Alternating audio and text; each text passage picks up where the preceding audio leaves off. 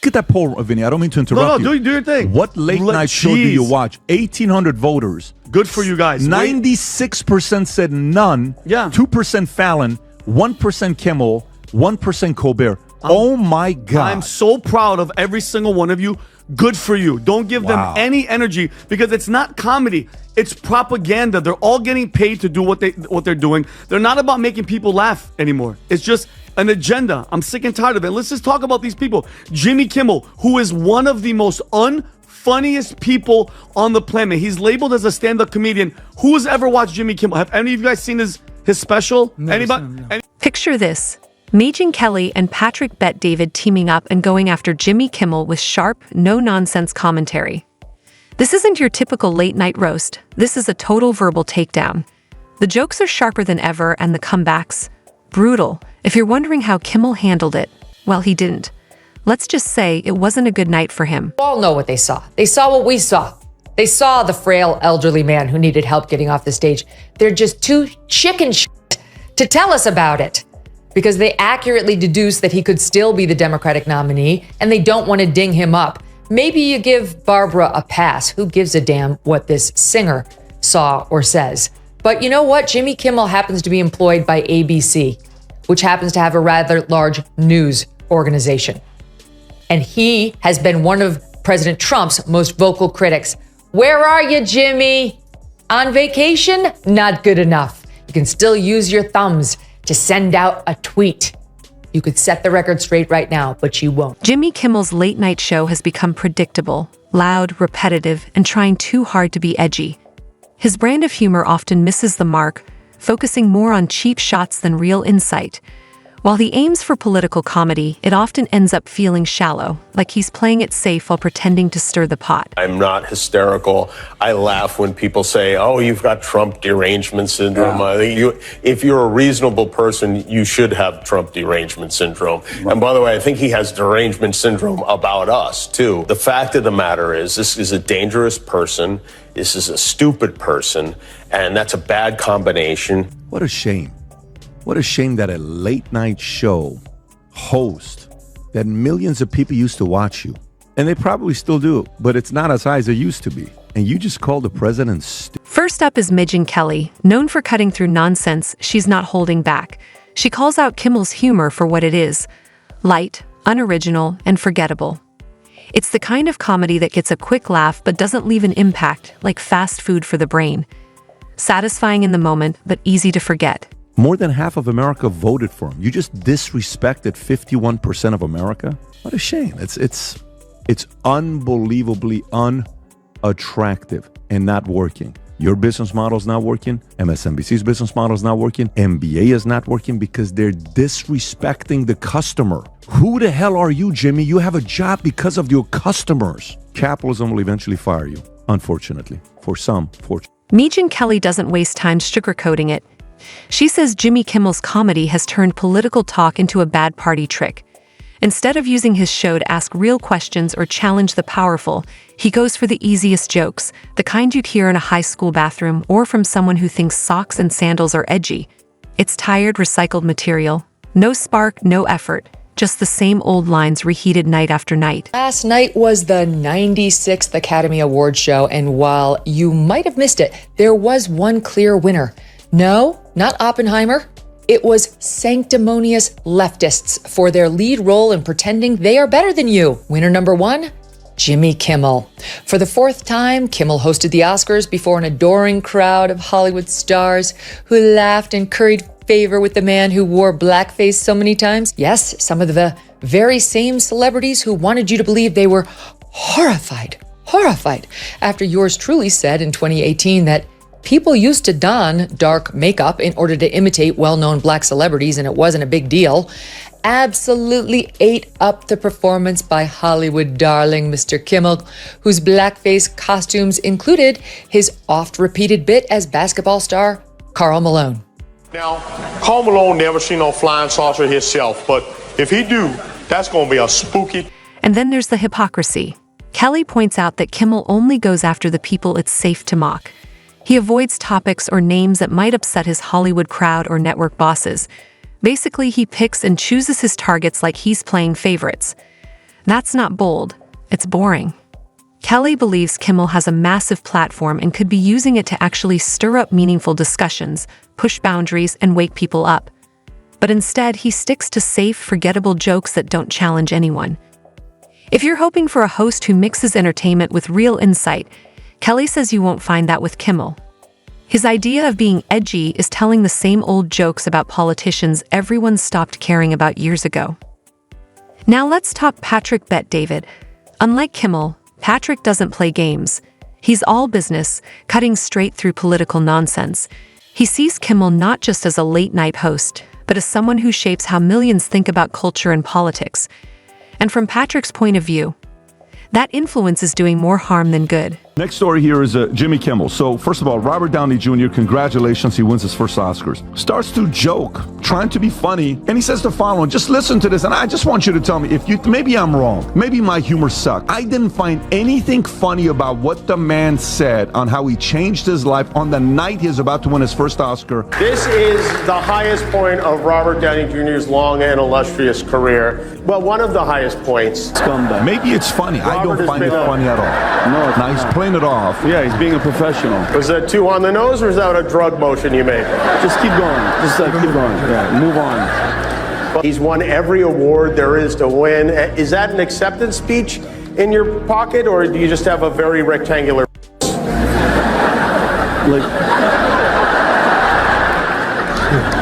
He's acting. He's acting, meaning he can't stand any of the jokes that are being said. I don't know who labeled Jimmy Kimmel a comedian. Patrick Bet-David's main issue with Jimmy Kimmel.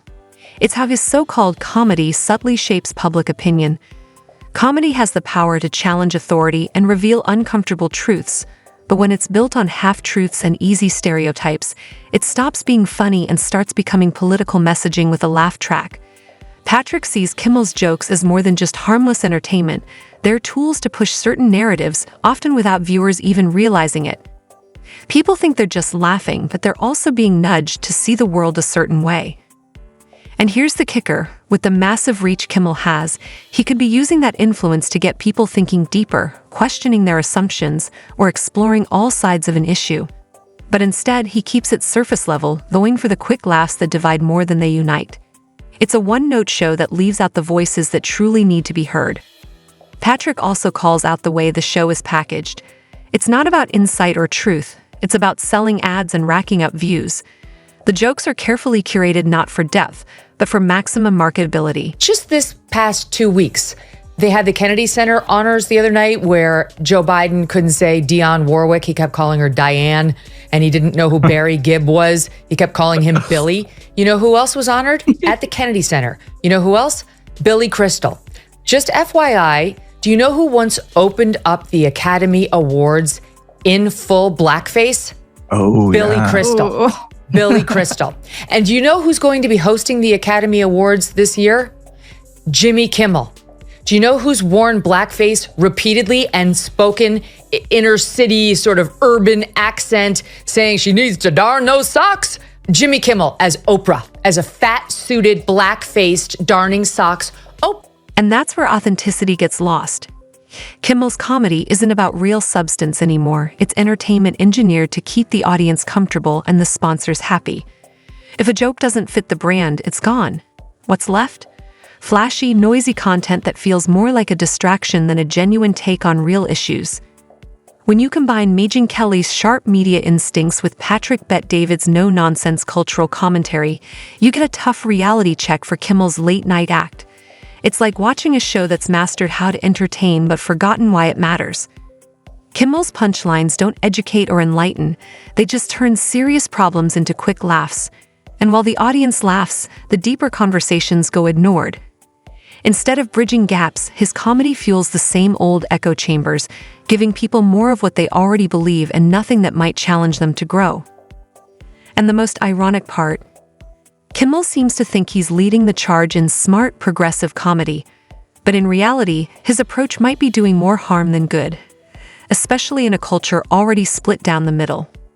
He's got one of the biggest microphones in the country, but instead of sparking real dialogue, he's just recycling easy jokes and chasing applause. Donald Trump broke him. Let's be honest, it was a terrible night last night. It was a terrible night for women, for children, for the hundreds of thousands of hardworking immigrants who make this country go. Oh my For God. healthcare, for climate, for science, for journalism, for justice, for free speech. Yet, Okay. let's be honest. These people are Wait. absolute Let's lunatics. trap that. Bad night, you just don't know it yet. Let's look at that in a year. Let's look at that in 2 years. Let's see what's going on. Hell, let's look at that in 2 quarters after an And meanwhile, the real issues. Yeah, those get tossed aside like last week's monologue.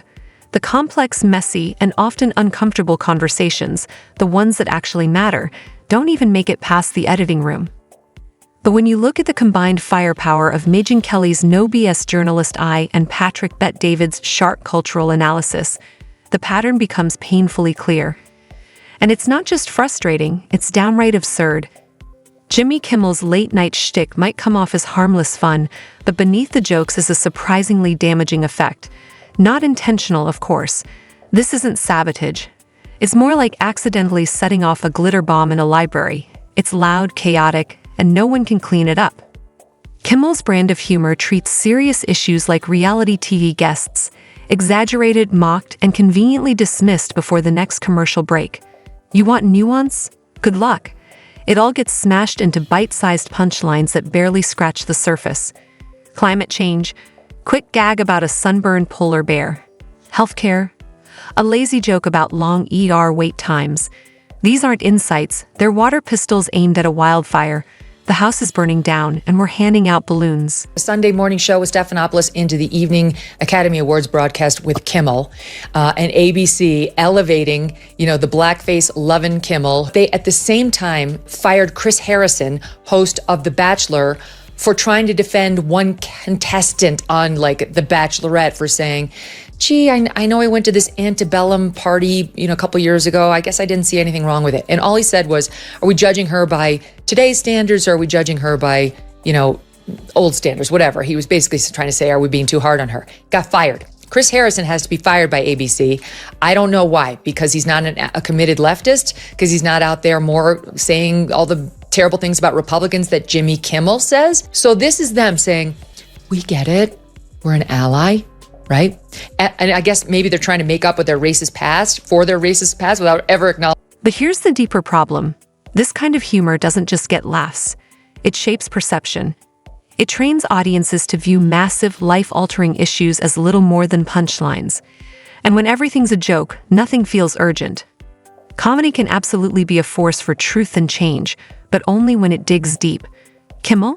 He keeps it shallow, splashing around in the kiddie pool while pretending it's the deep end. And let's talk about that elephant sitting right there in the studio audience, selective humor. Megyn Kelly nailed it when she said Kimmel picks his targets like a Vegas gambler, stacking the deck, avoiding risk, and never betting on anything that might upset the house. His jokes are calculated for safe laughs, not uncomfortable truths. This isn't comedy that challenges thought. It's comedy that massages ego. Instead of shaking echo chambers, it reinforces them. Audiences are left in warm little bubbles, giggling at the same punchlines, nodding in agreement, and never once considering that maybe, just maybe, they're not getting the whole picture.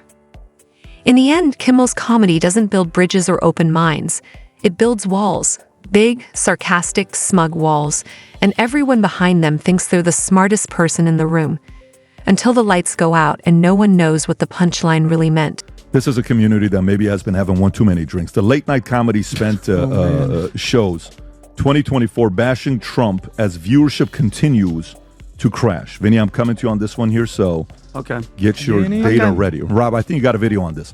Late night comedy hosts like Stephen Colbert, Jimmy Kimmel focus heavily on Trump in 2024 with, ready, 98% of the 1,463 election-related jokes targeting who?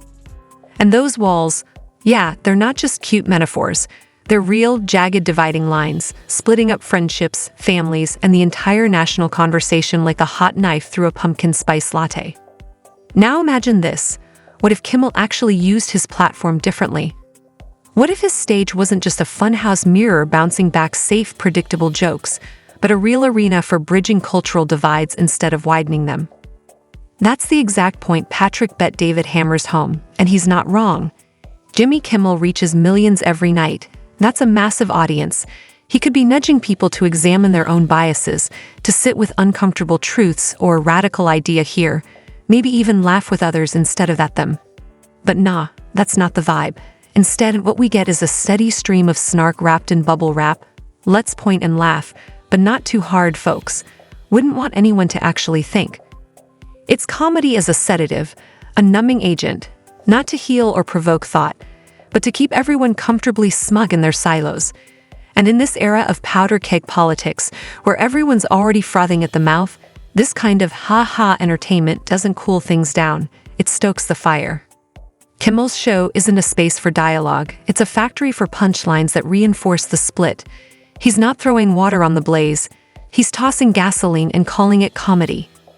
And the irony? Oh, it's rich.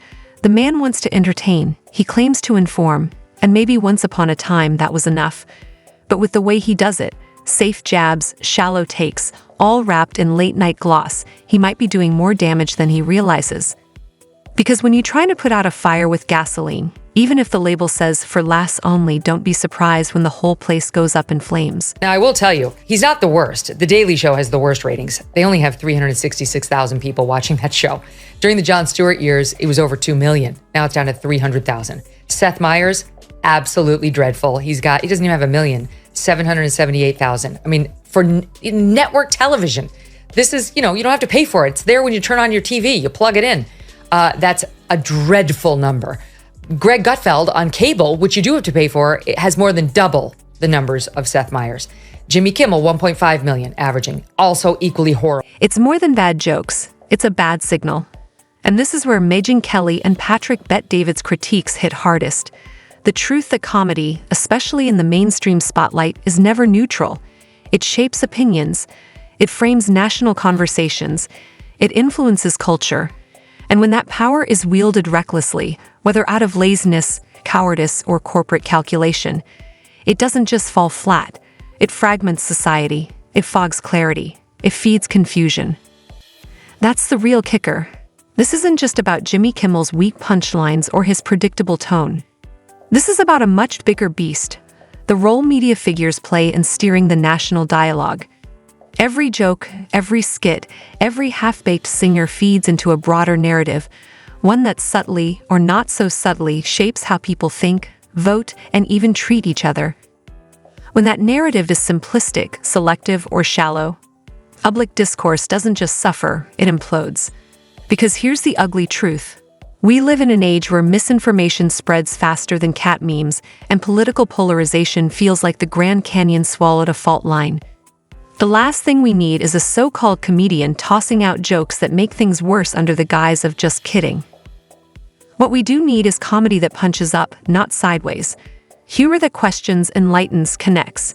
Not the kind that distracts with smirks and studio applause while the world outside burns. Kelly's critiques aren't just hot takes, they're scalpel sharp. She slices through the laugh track to expose what's really going on, the empty calories of Kimmel's commentary. And Bet-David, he zooms out, showing how these empty jokes echo into the culture, hardening divisions, killing nuance, and replacing conversation with condescension. Together, they paint a bigger, sobering picture. This isn't just about Kimmel. It's about what comedy could be, and what it should never become. So next time you're watching a late-night host mock politics or society with a wink and a chuckle, ask yourself, is this really just comedy? Or is it a narrative with a laugh track? Because if Kelly and Bet-David are right, and honestly, it's hard to argue otherwise, then we're not just being entertained. We're being nudged, shaped, and sometimes missiled. Not by facts, not by thought, but by punchlines. And that means the joke, yeah, it might actually be on us.